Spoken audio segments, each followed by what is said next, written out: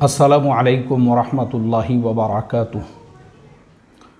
मोहतरम भाइयों, बुज़ुर्गों, दोस्तों,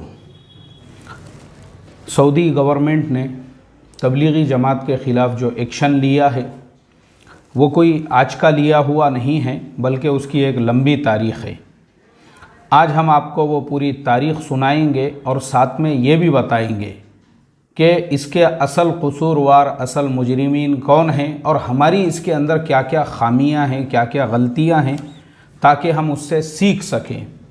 तो मेरी यही रिक्वेस्ट है, थोड़ा ध्यान से सुनिए, तवज्जो से सुनिए और नहीं समझ में आया तो 2 बार 4 बार सुनिए, ताकि आप सही से समझ सको। क्योंकि पहले समझना ज़रूरी है, वरना बाज़ औक़ात ऐसा होता है हम किसी चीज़ को और किसी बात को समझने से पहले ही दूसरों तक पहुँचाना फ़र्ज़ आइन समझते हैं।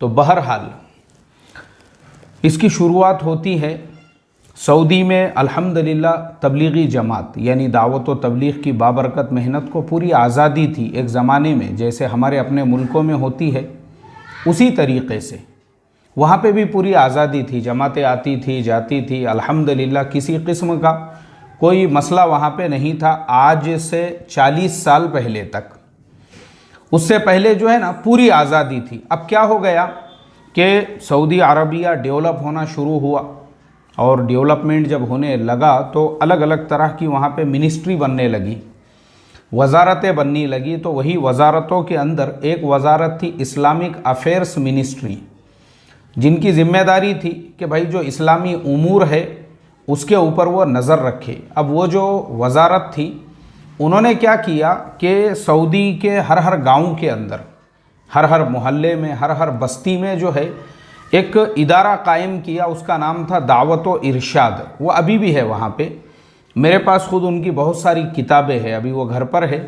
यहाँ पे अगर होती तो मैं आपको बताता था। जो आपने देखे होंगे, आप लोगों में से कभी कोई हज या उम्रे के लिए गए तो हरमैन शरीफैन के अतराफ़ में भी छोटे छोटे बॉक्स बने हुए हैं, वहाँ से वो फ्री की किताबें बांटते हैं। इसी तरह से उसमें बहुत सी सीडीज़ वग़ैरह होती है जिसके अंदर हज कैसे किया जाए, उम्रा कैसे, और इसी तरह से शिर्क व बिदअत के ख़िलाफ़ और बहुत सारी मसाइल वग़ैरह की उसमें किताबें होती है। अरबी भी होती है, उर्दू भी होती है, दीगर ज़ुबानों में भी वो किताबें होती है। ये जो काम है ये दावत व इरशाद का है। अब दावत व इरशाद वो जो वजारत यानी वजारत के तहत में जो काम होने वाला ये जो डिपार्टमेंट है, इस डिपार्टमेंट के अंदर आज से तकरीबन 40 साल पहले तक इसके ऊपर पूरी तरह से जो दबदबा था वो हमारे देवबंदी उलमा का था। अक्सर जो नदवा के फ़ारिगीन होते थे, देवबंद के जो फ़ारिगीन होते थे, ऐसे जो फ़ारिगीन हैं उनको ये ज़िम्मेदारियाँ मिलती थी। क्योंकि आज भी बहुत सारे इंडियंस, पाकिस्तानी, बांग्लादेशी जो है उन इदारों के अंदर काम करते हैं, क्योंकि उनको हर मुल्क के लोग लगते हैं, उसके लिए हर ज़ुबान बोलने वाले उलमा चाहिए। तो अक्सरियत हमारी हुआ करती थी। अब प्रॉब्लम ऐसा हो गया कि कुछ लोगों ने, जो इस्लामिक अफेयर्स मिनिस्ट्री है, उन लोगों को इस गलत फहमी में मुब्तला किया कि बोले देखो ये जो देवबंदी मसलक है, असल में इसकी बुनियाद ही शख्सियत परस्ती पर है। ये लोग अपने अकाबिर को खुदा से बड़ा समझते हैं। इनके जो अकाबिर है उनकी परस्तिशें की जाती है और उनकी क़ब्रों को बनाया जाता है, क़ब्रों पे गुंबद बनाए जाते हैं और क़ब्र परस्ती की जाती है। ये अपने अकाबिर से बड़ा किसी को नहीं समझते हैं। इसीलिए इन्होंने अपने अकाबिर को सहाबा से भी बड़ा दर्जा दिया हुआ है, अम्बिया से भी बड़ा दर्जा दिया हुआ है। ये अपने अकाबिर की मदह सराई में जो है हमेशा रत्बुल लिसान रहते हैं, बस उन्हीं की तारीफ़ें, तौसीफ़ें, उन्हीं की बड़ाइयाँ करते रहते हैं। इस तरह से गलत फहमियों के अंदर मुब्तला किया गया जो इस्लामिक अफेयर्स मिनिस्ट्री है उन लोगों को। अब आहिस्ता आहिस्ता क्या हो गया, हमारे जो देवबंदी उलमा हैं, नदवा से जो फारिग उलमा हैं, उनका दबदबा जो दावत व इरशाद का डिपार्टमेंट है उसमें कम होने लगा। और जो चापलूसी करने वाले, चमचागिरी करने वाले, क्योंकि देखो ये एक मुसलमानों का बहुत बड़ा मसला है। तहक़ीक़ का मिजाज आज के मुसलमानों में नहीं है। यानी जो दावत व इरशाद का महकमा है या जो इस्लामिक अफेयर्स मिनिस्ट्री है, उन्होंने इस पर तहक़ीक़ करना चाहिए था।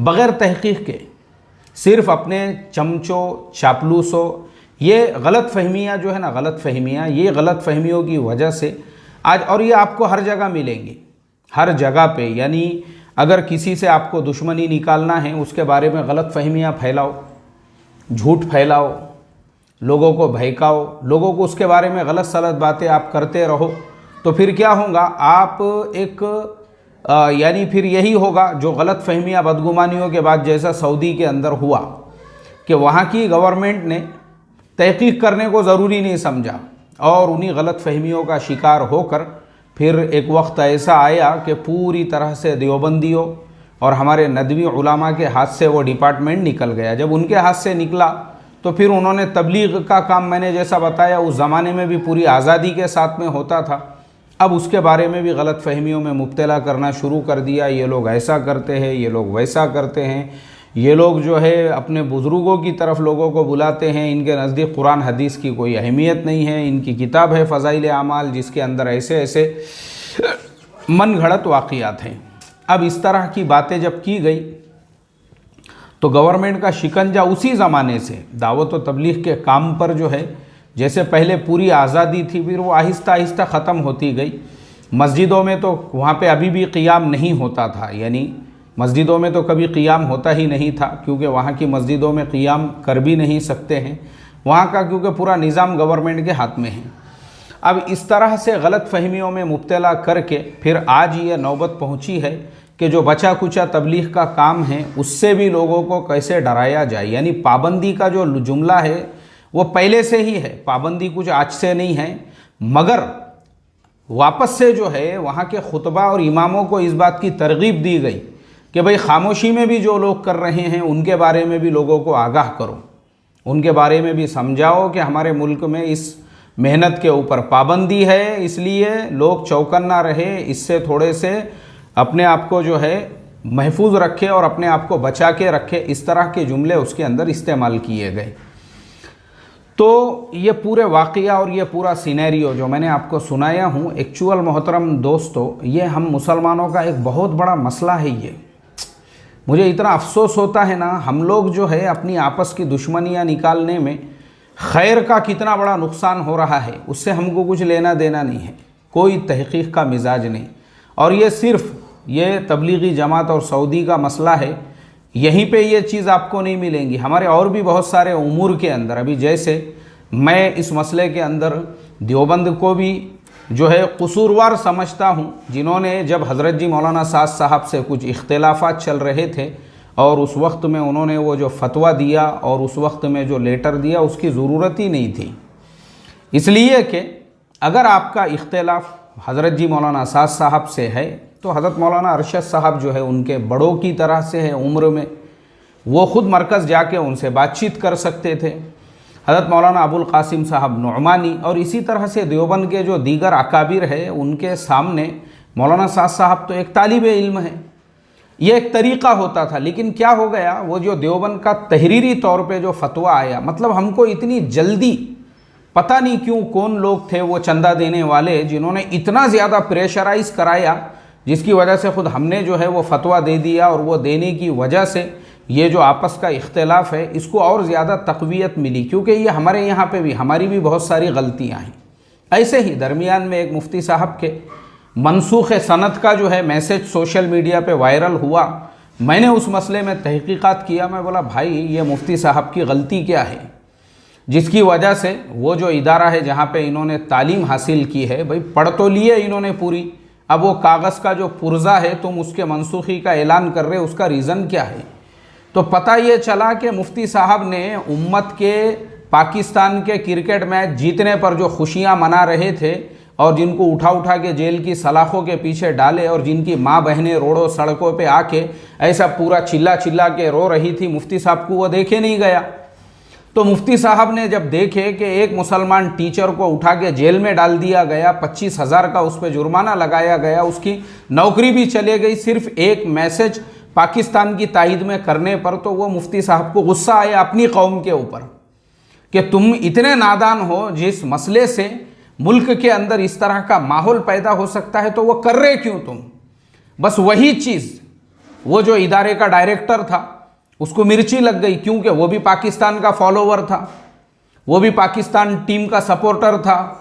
अब उसको लगा कि भाई ये इतना चिड़ चिड़ के जो है गुस्से में आके पाकिस्तान का सपोर्ट करने वाले टीचर और पाकिस्तान का सपोर्ट करने वाले वो जो नौजवान थे उन पे क्यों गुस्से में आ रहे हैं बगैर किसी, यानी आप सोचो वो जो बेवकूफ़ डायरेक्टर है, 2 कौड़ी की अक्ल नहीं है जिसको, उसको इतना भी सेंस और फहम नहीं है कि भाई तेरा वो जो ऐलान करना है मनसूखी सनद का, उसकी बुनियाद क्या है बता, उसकी बुनियाद क्या है, उसकी बुनियाद क्या है, उसका बेस क्या है। सिर्फ ये कि वो मुफ्ती साहब के दिल में उम्मत का दर्द था, उन्होंने देखे कि तुम्हारी ही माँ बहनें रोड पे आके ऐसा चिल्ला चिल्ला के जो है रो रही है, वावेला मचा रही है, हमारे भाइयों को बचाओ, हमारे भाइयों को बचाओ, हमारे भाइयों को बचाओ।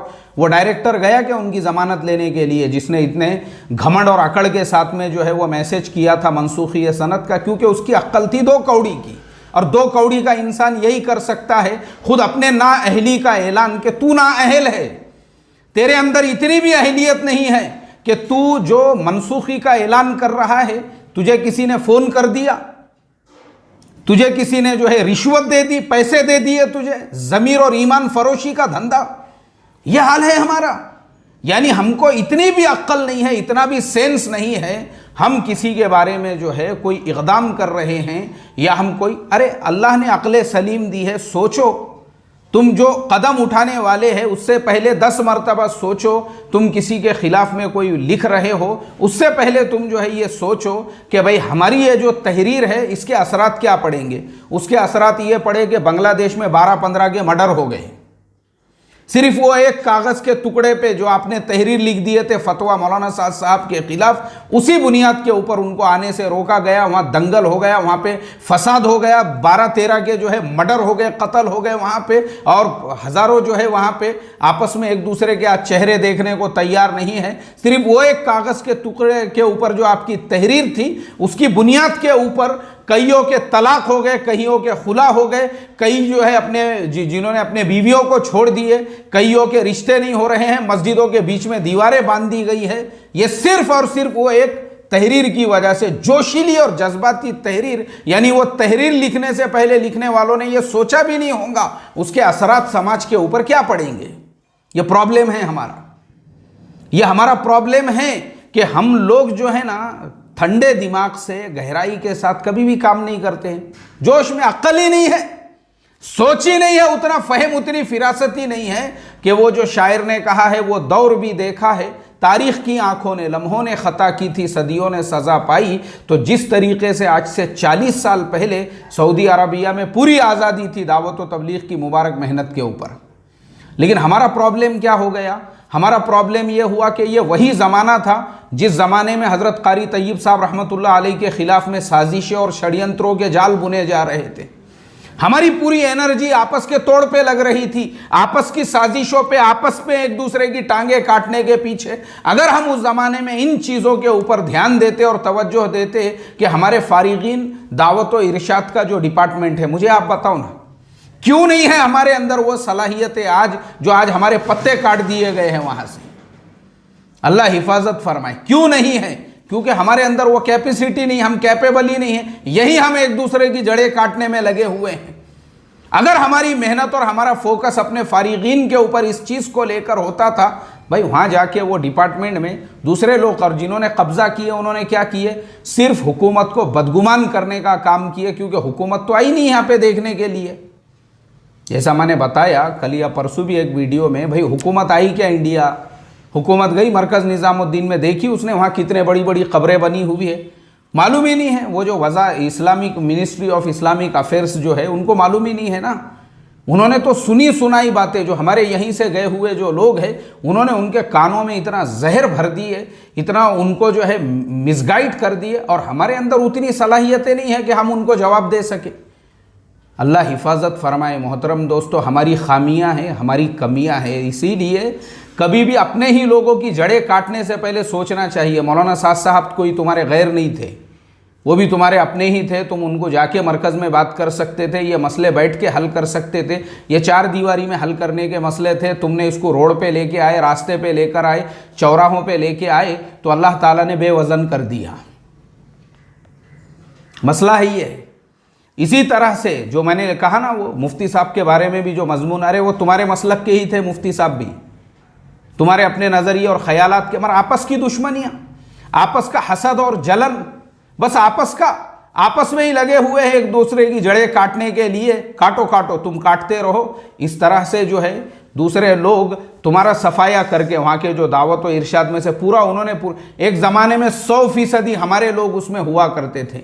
ये मैं नहीं बोल रहा हूँ आपको, ये उसी दावत व इरशाद के अंदर एक हमारे पहचान वाले जो है वो जुड़े हुए हैं। उससे मेरी उनसे 15 मिनट बात हुई इस मसले में। 15 मिनट डिटेल में उन्होंने मुझे सब बताया कि मुफ्ती साहब एक ज़माना वो था जब हमारे पूरे लोग जो है इसके ऊपर पूरा का पूरा डिपार्टमेंट हमारे अंडर में हुआ करता था, लेकिन हमारे अंदर वो सलाहियतें रही नहीं। वैसे लोग अब वहाँ जाके जो है उसके लिए कोशिश करने वाले नहीं रहे और हम यही रह गए।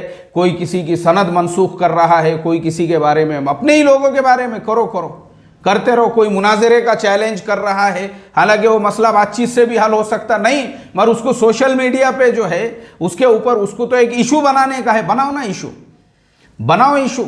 और फिर देखो ये जो आज जो कुछ हो रहा है ये हमारे करतूत का नतीजा है। अल्लाह हमको समझ आता फरमाए। दूसरों को कसूरवार ठहराने से, दूसरों के ऊपर इल्ज़ाम डालने से बेहतर ये है हम अपने गिरेबानों में झाके। जब हमने वो सारे डिपार्टमेंट छोड़ दिए क्योंकि हमारे अंदर सलाहियत रही नहीं, हम रह गए एक दूसरे के पैर काटने में, तो दूसरों ने उस पर कब्ज़ा किया और उन्होंने वहीं से हमारी जड़ें ही ख़त्म कर दी। अल्लाह हिफाजत फरमाई। अस्सलामु अलैकुम व रहमतुल्लाहि व बरकातुहू।